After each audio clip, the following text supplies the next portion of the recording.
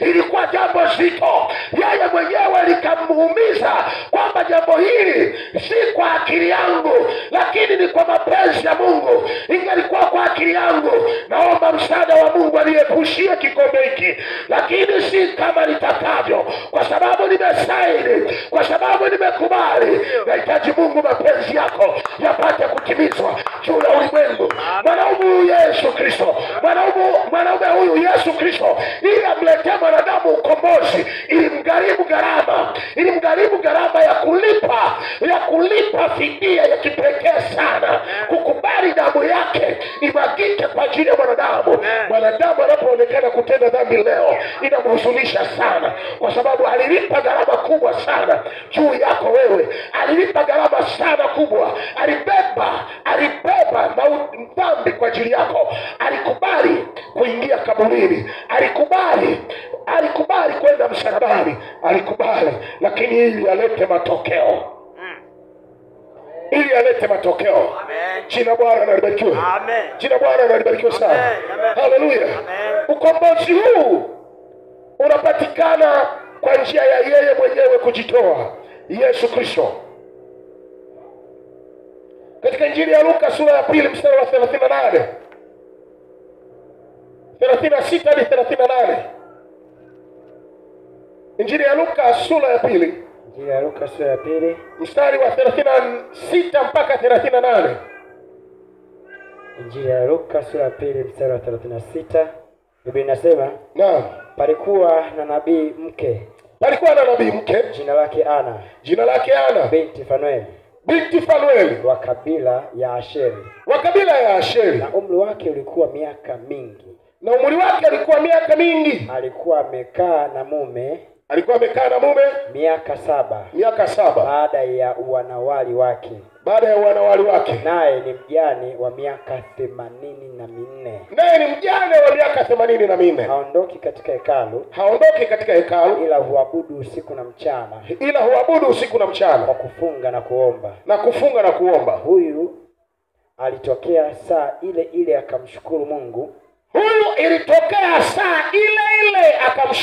Na wote walikuwa wakiutarajia ukombozi katika Yerusalemu. Akawatolea habari zake. Haleluya. Amen. Sikia, huyu mwanamke alikuwa ni mwombaji, aliyekaa hekaluni, aliyekuwa akiomba mara kwa mara. Yeye alikuwa ni mjane aliyekaa na mumewe kwa muda mfupi sana baada ya kuolewa, baada ya wanawali wake. Jina Bwana na libarikiwe. Amen. Alikaa na mume kwa muda mfupi sana, lakini kumbuka anasema ni mtu wa miaka 80. Yaani baada ya kuachwa na mumewe kufariki, hakuhitaji kuolewa. Yeye akasema sasa mimi nakaa na Mungu, nakaa na Bwana. Haleluya. Amen. Sio jambo dogo kwa mwanamke huyu. Mwanamke huyu ni funzo kubwa, jambo ambalo walio wengi leo ni vigumu kulistahimili. Ni vigumu kabisa kulistahimili. Na dunia ya leo imechakaa kwa uharibifu katika ndoa. Dunia ya leo imechakaa kwa sababu ya watu kutokuwa waaminifu kwenye ndoa zao.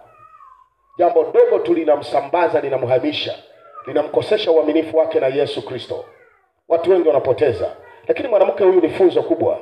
Alikaa katika maisha haya nyumbani mwa Bwana akimwomba Mungu, naye Mungu akamfichulia siri za habari za Yesu Kristo. Na wale watu waliokuwa wametarajia wokovu aliwaambia habari zake kwa kina, kwa sababu Mungu alimpa siri za Yesu Kristo. Haleluya. Amen. Alimpa siri za Yesu Kristo. Sasa ni nini tunachohitaji kujua? Kwamba Yesu Kristo aliyetabiriwa na manabii.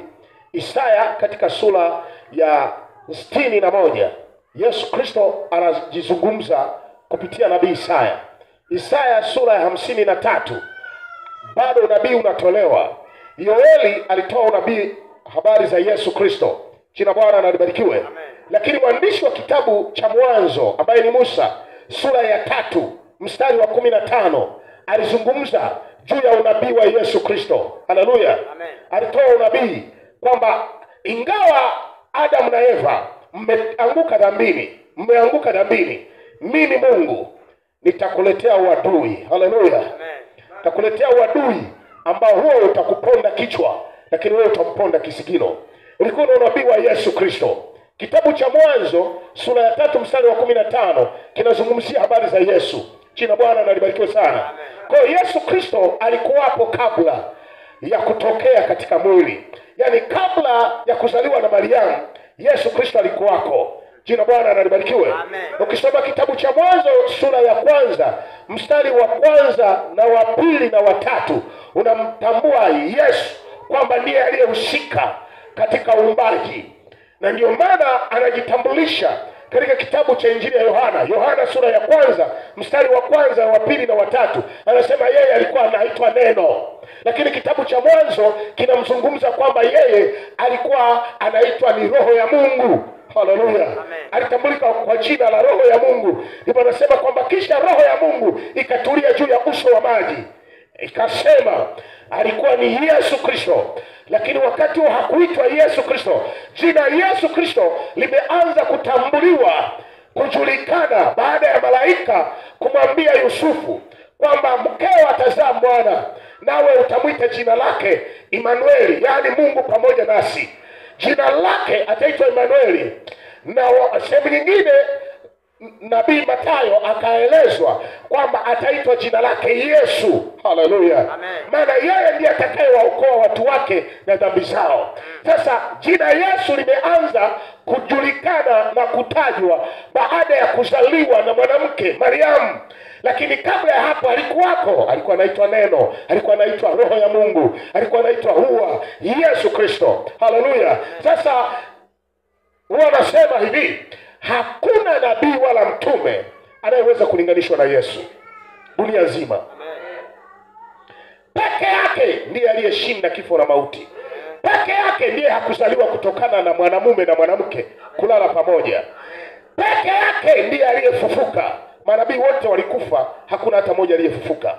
Yesu pekee ndiye aliyefufuka. Sasa huyu ni wa kutegemewa, ni wa kutumainiwa, ni wa kuegemewa, ni wa kukimbiliwa, ni wa kutumainiwa peke yake. Haleluya. Jina Bwana libarikiwe. Katika Waefeso sura ya 1 mstari wa 7. Waefeso sura ya 1 mstari wa 7. Tusomee. Na mwingine afungue Wakolosai sura ya 1 mstari wa 14. Waefeso sura ya 1 mstari wa 7. Biblia inasema katika yeye huyo kwa damu yake tunao ukombozi wetu, msamaha ya dhambi sawasawa na wingi wa neema yake. Msamaha wa dhambi sawasawa na wingi wa neema yake. Haleluya. Amen. Tunakombolewa kupitia Yesu mwenyewe, na tunakombolewa sehemu ya pili kupitia damu yake. Amen. Jina Bwana libarikiwe sana. Amen. Jina Bwana libarikiwe sana. Amen. Anasema kwa damu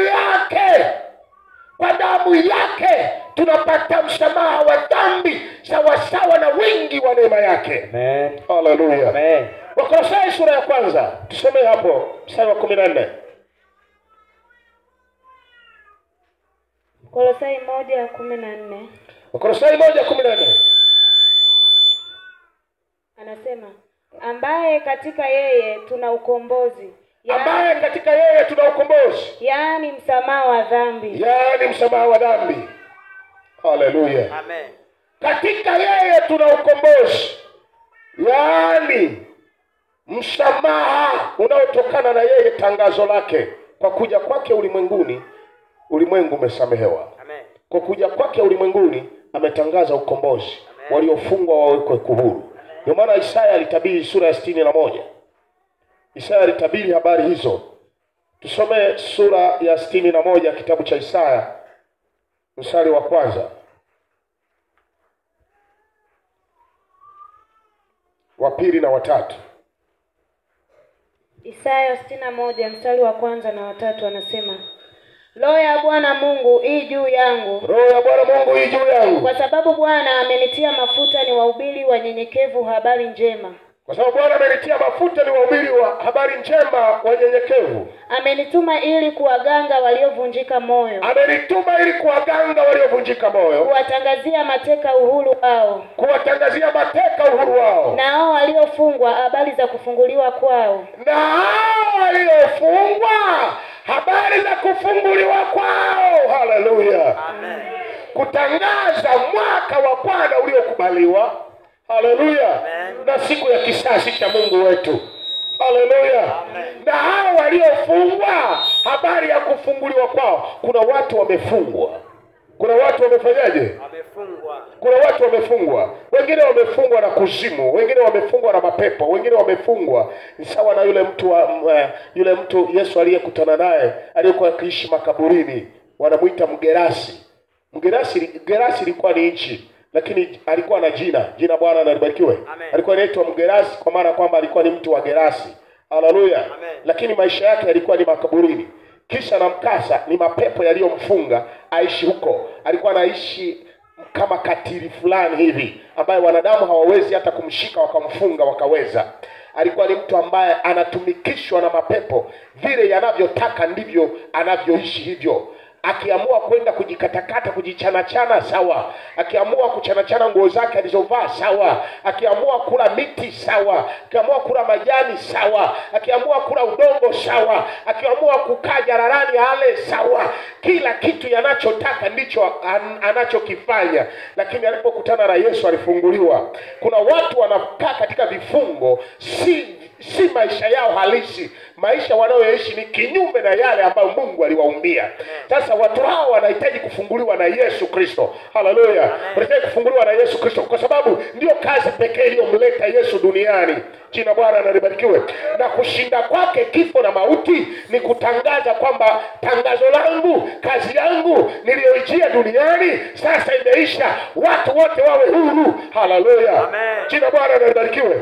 Wakati shetani na kuzimu wanashirikiana na malaika zake wote wanashirikiana kufanya vikao na ajenda kwamba Yesu Kristo asilete ukombozi kwa ulimwengu, walitumia viongozi wa dini wakasababisha Yesu Kristo apate mkwamo wa mambo kadhaa, lakini walidhani ya kuwa ndio wanafanya mambo hayo kwa ajili ya kumzuia. Wakati mwingine huwa nawaza sana kwamba katika upinzani ndiko kuliko na matokeo mazuri ya mafanikio yako.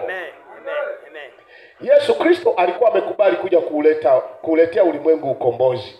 Wewe unafikiri angekujaje, angefanyaje ukombozi? Angeuletaje ukombozi? Angefika tu anatangaza kuanzia leo mmekombolewa?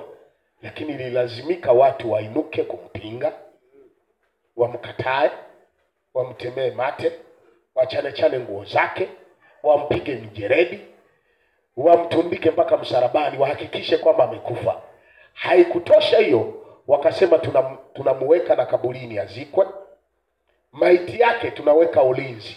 Kwenye kaburi lake tunaweka jiwe kubwa lisiloweza kutolewa na wanaume hivi mpaka wawe ambao yumkini ni waajiri au mabausa fulani hivi, aidha wanajeshi ndio watakaolitoa hilo jiwe. Lakini haikutosha, bado wakaongeza walinzi, wakaweka juu ya kaburi, kwamba huyu mwanaume alikuwa anatangaza huko kwenye mahubiri yake kwamba siku ya 3 atafufuka. Sasa tuweke na walinzi, wakae pale hata siku 4, wakae pale sijui wiki nzima. Jiwe wameweka na walinzi wakaweka, wanataka tu asifanyeje, asitoke. Lakini mwanaume wa wanaume hivyo havikuzuia. Jiwe lilibiringita huko, malaika alishuka, malaika mzima alishuka, aliyekuwepo kwenye kile kikao kule juu mbinguni alishuka mzima. Lile jiwe akaliondoa, akaliweka kando, na wale walinzi wote wakatiwa usingizi, wakalala chali. Yani kifo ambacho kwamba sijui mnasema usingizi wa 4 zinakuwa ngapi? Zinakuwa 3 ngapi? 4. Zinakuwa 4 3 4. Sasa ule usingizi mtu anakunyanyua na kupeleka anakuhamisha chumba kingine, wewe hujui, wewe bado unakoroma, unalala usingizi. Ndio usingizi waliolazwa wale walinzi. Jina Bwana libarikiwe sana.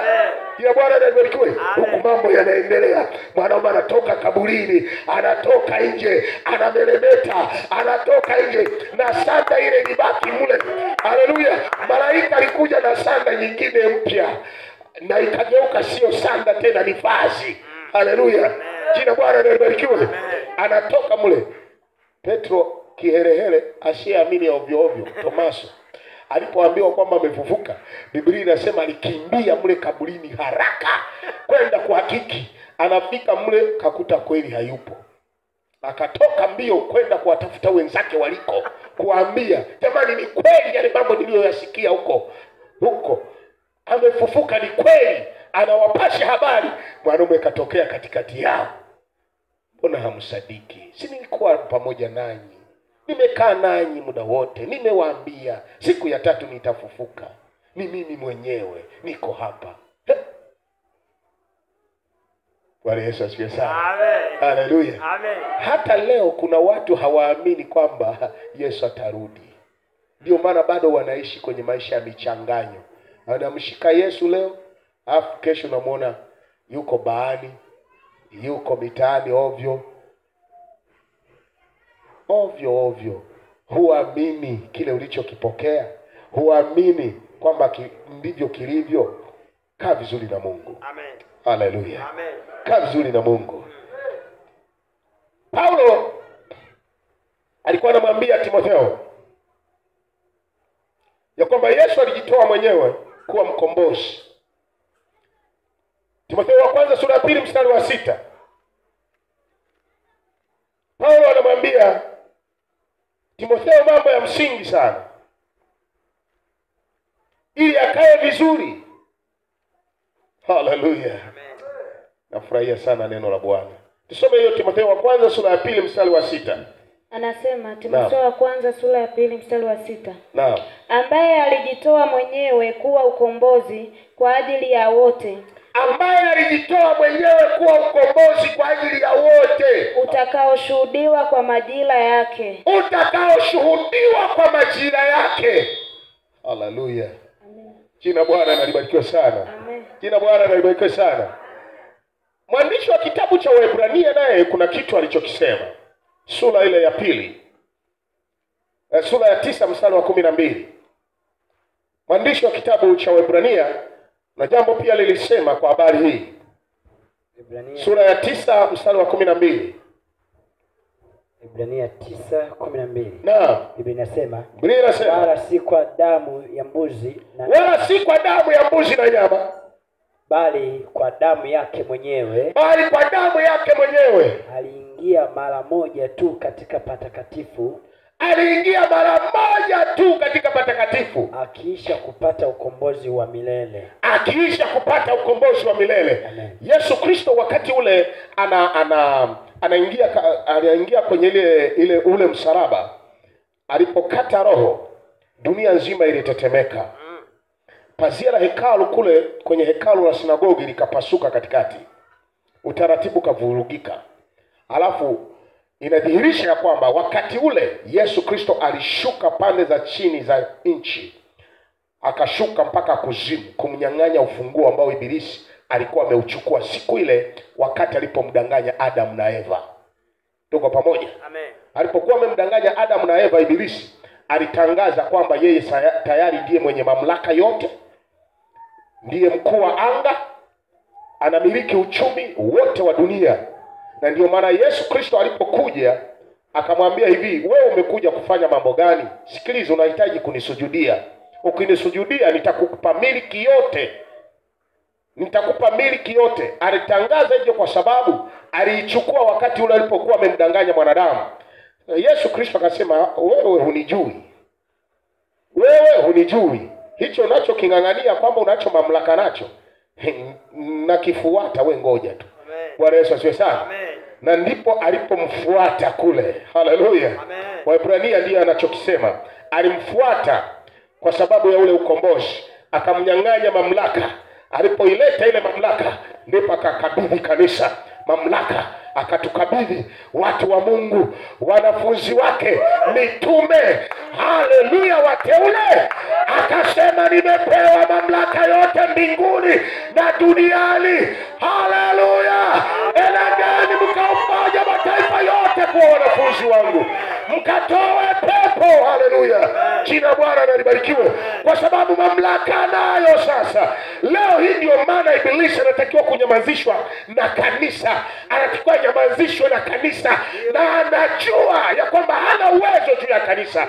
Anajitapatapa tu na kujigamba-gamba. Kwa sababu bado amevaa magwanda ya kiaskari. Lakini askari wa kweli ni mtu wa Mungu. Bwana Yesu asifiwe sana. Haleluya.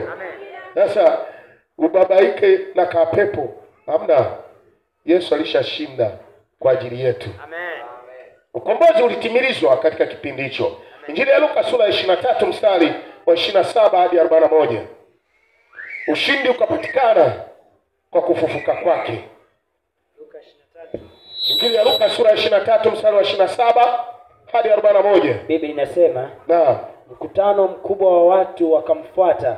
Mkutano mkubwa wa watu wakamfuata. Na wanawake waliokuwa wakijipiga vifua na kumombolezea. Na wanawake waliokuwa wakijipiga vifua wakumombolezea. Yesu akawageukia akasema. Yesu akawageukia akasema. Enyi mabinti za Yerusalemu. Enyi mabinti za Yerusalemu. Msinililie mimi. Msinililie mimi. Bali jilieni nafsi zenu na watoto wenu. Bali jilieni nafsi zenu na watoto wenu. Kwa maana tazama siku zitakuja. Maana tazama siku zitakuja. Nitakaposema. Heri waliotasa. Heri waliotasa. Matumbo yasiyozaa. Na matumbo yasiyozaa. Maziwa yasiyonyonyesha. Na maziwa yasiyonyonyesha. Ndipo watakapopaza sauti. Watakapoanza kuiambia milima. Ndio. Tuangukieni. Na milima. Tufunikeni. Kwa kuwa kama wakitenda mambo haya katika mti mbichi. Kama wametenda mambo haya katika mti mbichi, itakuwaje katika mkavu? Amen. Bwana Yesu asifiwe sana. Amen. Ukiendelea kusoma pale chini, hebu turuke kidogo twende mstari wa 35. 35. Naam. Watu wakasimama wakitizama. Wale wakuu nao walikuwa wakimfanyia mzaha. Wakisema. Aliokoa wengine. Ajiokoe mwenyewe. Kama ndiye Kristo wa Mungu. Mteule wake. Wale askari nao wakamfanyia dhihaka. Wakimwendea na kumletea siki. Huku wakisema. Kama wewe ndiwe mfalme wa Wayahudi. Ujiokoe mwenyewe. Na juu yake palikuwa na anwani. Huyu ndiye mfalme wa Wayahudi. Na mmoja wa wale wahalifu walipotungikwa alimtukana akisema. Je, wewe si Kristo? Jiokoe nafsi yako na sisi. Lakini yule wa pili akamjibu akamkemea akisema. Baada ya wakati wa kumjibu, wewe humwogopi hata Mungu. Nawe katika hukumu hiyo. Nayo ni haki kwetu sisi kwa kuwa tunapokea malipo tunayostahili kwa matendo yetu. Bali huyu hakutenda lolote lisilofaa.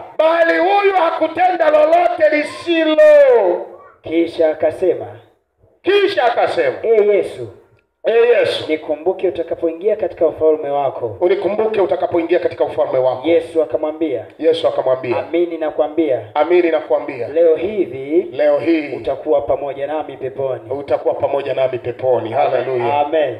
Haleluya. Amen. Jina Bwana na libarikiwe. Amen. Ukombozi aliuleta Yesu kupitia kifo chake. Amen. Alitukanwa, alidhihakiwa, alionewa, alifanyiwa mambo ya mzaha yasiyofaa. Lakini wakati huo yalikuwa ni maandalizi yake ya yeye kuleta ukombozi. Amen. Siku moja mtu mmoja akaniuliza swali. Sasa wewe ungelikuwa ndio wakati huo upo, ungechukua hatua gani? Ikiwa unaona watu wanampitisha Yesu, wanamsulubisha, wewe ungechukua hatua gani? Unafikiri wewe unaweza kumjibuje kama swali hilo umekutana nalo wewe? Kila moja anainama chini. Unaweza kumjibuje? Haleluya. Amen. Maana asipokufa ukombozi hauji. Lakini ole wa yeye anayemtesa.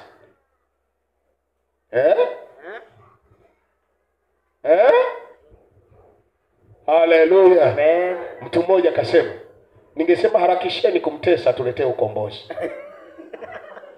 Bwana Yesu asifiwe sana. Amen. Haleluya. Amen. Lakini mwingine akasema, mimi ningekaa tu na kulia tu, sina la kusema, sina la kufanya. Je, wewe ungefanyaje? Bwana Yesu asifiwe sana. Maana kufa kwake ndio ukombozi wetu. Ndio. Haleluya. Amen. Na yeye alikuwa amekuja kwa agano. Amen. Na ndiyo maana ilimpasa hata Yuda atimize andiko. Amen. Kosa lake tu moja ambalo mimi nalaumu namlaumu Yuda. Na kama angerudi nimuone ningemlaumu. Wewe ulitakiwa utubu haraka baada ya kosa. Amen. Ulitakiwa utubu haraka baada ya nini? Ya kosa. Tatizo ulienda kujinyonga. Bwana Yesu asifiwe sana. Amen. Tatizo ulienda kufanyaje? Kujinyonga. Mwingine akasema, mchungaji, sikuelewi unachokisema. Ni kweli, kama huko rohoni huwezi kunielewa. Ndio. Haleluya. Amen.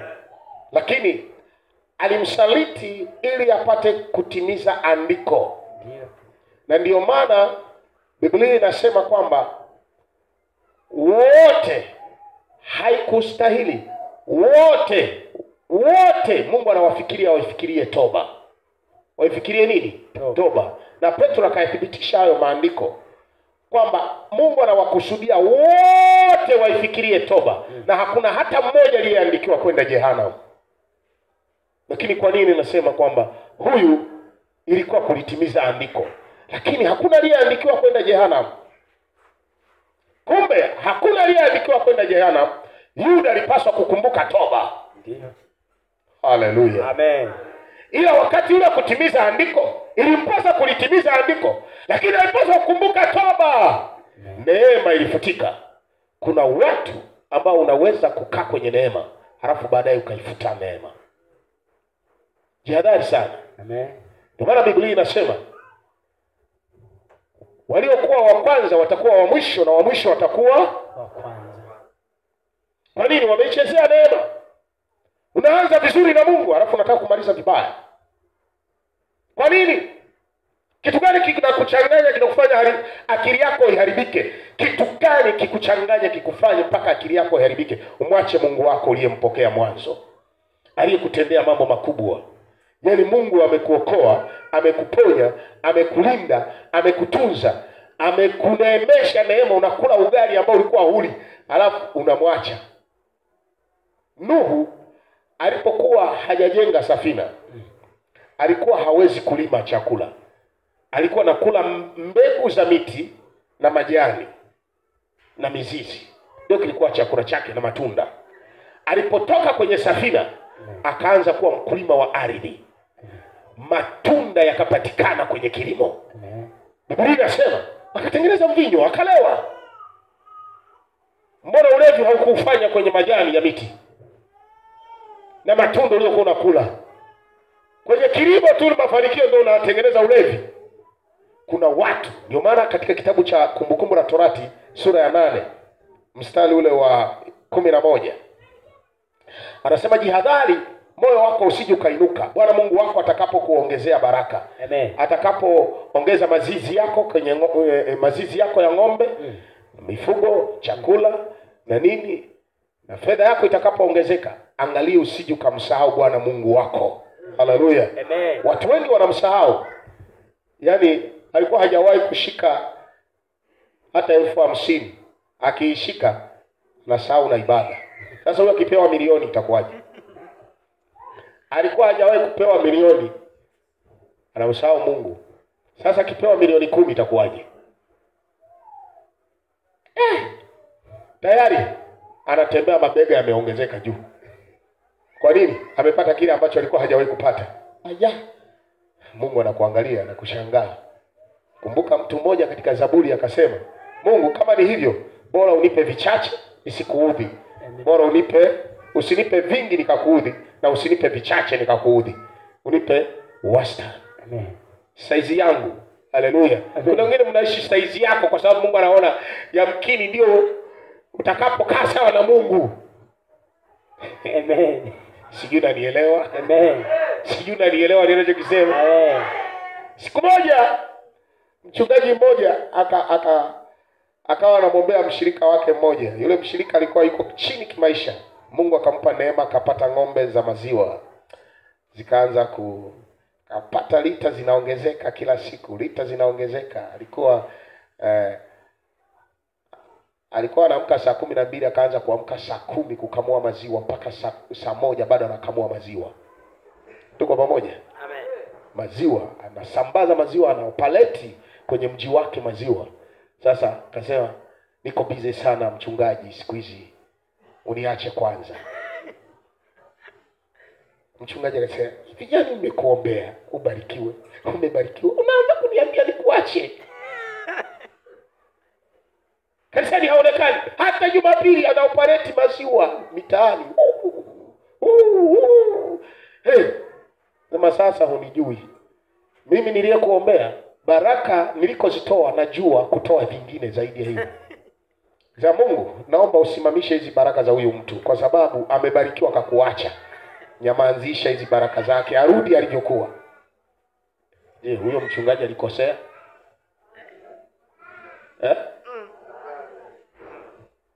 Utajibu mwenyewe. Kama hujui, ujue kuwa hujui, na ujue kuwa unajua. Haleluya. Amen. Bwana Yesu asifiwe sana. Lakini usome maandiko vizuri uelewe. Mungu anatoa tahadhari. Usimsahau Bwana Mungu wako atakapokutukuza juu ya mataifa, atakapokuinulia baraka katika maisha yako. Usimsahau Bwana Mungu wako. Haleluya. Amen. Haleluya. Amen. Haleluya. Haleluya. Haleluya.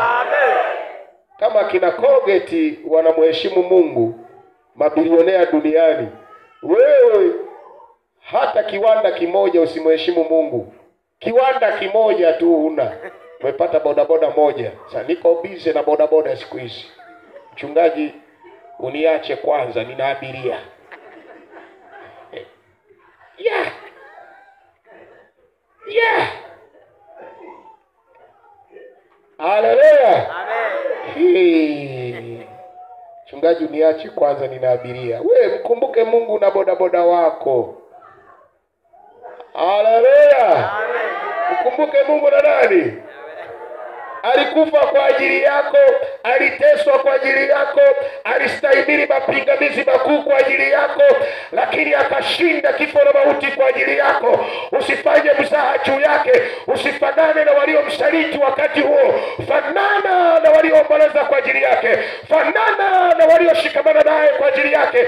Fanana na wale wanawake waliopeleka kikombe cha maji wakati amebebeshwa msalaba. Fanana na wale waliokaa hekaluni wakilia kwamba Bwana wetu Yesu Kristo anafanyiwa nini. Fanana na wale waliosema, oh, Mwokozi wetu anatendewa isivyo. Fanana na hao nyakati wasemapo kuna amani.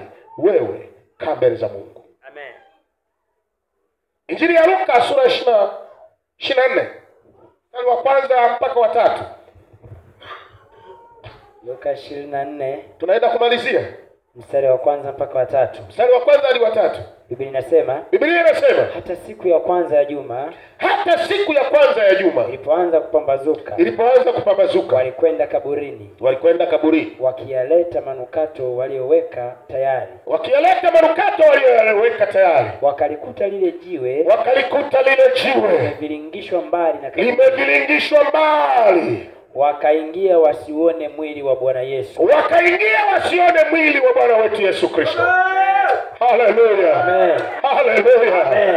Yeye aliyedhaniwa ya kwamba amemalizwa. Yeye aliyedhaniwa ya kwamba ameharibiwa. Yeye aliyedhaniwa ya kwamba ameuawa. Biblia inasema wazi ya kwamba siku ya 3 hakukaa kwenye hilo kaburi. Siku ya 3 alitoka ndani akiwa hai ili kutangaza ya kwamba ukombozi ni halisi juu ya dunia. Ya kwamba dhambi tena isikutese, mateso tena yasikutese, usikae tena katika utumwa. Yeye aliyekuwa amedhaniwa ya kwamba ameharibiwa, ameshinda kifo na mauti, amefufuka yu hai. Na leo tunatangaza ya kwamba yu hai, alifufuka miaka 2020 iliyopita, hata leo bado yungali hai. Jambo ni moja tu lililosalia, amebaki kuja kulichukua kanisa lake. Wakati huu ni wakati wa kila moja kukaa sawa mbele zake, ni wakati wa kila moja kuyatunza maisha yake matakatifu, ili ya kwamba Bwana ajapo, yeye alisema alipokwisha kufufuka, alikutana na wanafunzi wake, akawaambia yashikeni yale yote niliyowafundisheni. Akawaambia enendeni ulimwenguni mote mkaihubiri Injili kwa kila kiumbe. Mimi naenda kwa Baba, kisha nitarudi tena, kisha niwakaribishe kwangu, ili ya kwamba nilipo mimi na ninyi muwepo. Imebakia jambo moja, Yesu anarudi. Yesu atakaporudi atakukuta huko na hali gani? Yeye aliyeshinda kifo na mauti, akatangulia kwenda kutuandalia mahali, atarudi tena. Wakati atakaporudi atatukuta tuko katika hali gani wateule? Atatukuta tuko katika hali gani wapendwa? Atatukuta tuko katika hali gani? Je, tutakuwa katika hali ya kumngojea au tuko katika michanganyo ya dunia? Atatukuta tuko katika hali ya kumngojea au tunafurahia mambo ya dunia? Hebu jiulize mpendwa, siku ya leo ya kwamba ukumbuke maisha yako yakoje mbele za Mungu. Maisha yako yakoje mbele za huyu Kristo Yesu. Yeye aliyetumwa alikufa kwa ajili yako, alishinda kifo na mauti kwa ajili yako, alifufuka alienda kwa Baba, akamwambia Baba, sasa wale ulionipa sasa uwalinde. Sasa uwalinde. Ulinzi wa Kristo Yesu uko kwa wamchao. Ulinzi wa Kristo Yesu uko kwa wampendao. Naomba usimame juu. Yesu Kristo anahitaji jambo moja. Wakati tunapokumbuka, tunakuadhimisha kifo chake msalabani na kufufuka kwake, tunahitaji kutambua ya kwamba maisha yetu katika dunia hii si kitu kama Kristo Yesu alivyo kwenye maisha yetu. Maisha yetu si kitu kama ubora wa maisha yetu haulinganishwi na hufananishwi na nguvu ya msalaba wake. Tunahitaji kukaa sawa juu ya Mungu wetu. Tunahitaji kukaa sawa juu ya maisha yetu, ili tuweze kufananishwa na yeye pekee aliyetumwa kwa ajili yetu, ili tuweze kufanana naye. Kwa maana tangu mwanzo Mungu alipotuumba duniani, alituumba katika sura yake mwenyewe Mungu, na tunafanana naye katika hali zote. Yesu Kristo, Biblia inadhihirisha wazi kwamba tuliumbwa kwa mfano wake na kwa sura yake, na Yesu Kristo alikuja kuturudisha ili tuwe na sura ya halisi ya Yesu Kristo, tuwe na sura halisi ya Mungu Baba, tuwe halisi mfano wake, kwa sababu sisi ni mali yake. Katika Injili ya Yohana sura ya 15 mstari wa 15 anasema, siwaiti tena watumwa, ninyi mmekuwa rafiki. Ninyi ni rafiki zangu. Yesu Kristo anahitaji marafiki. Yesu Kristo anataka marafiki. Na wewe, ili uweze kuwa rafiki, ni kukubali kuachana na mambo ya dunia. Funika macho yako.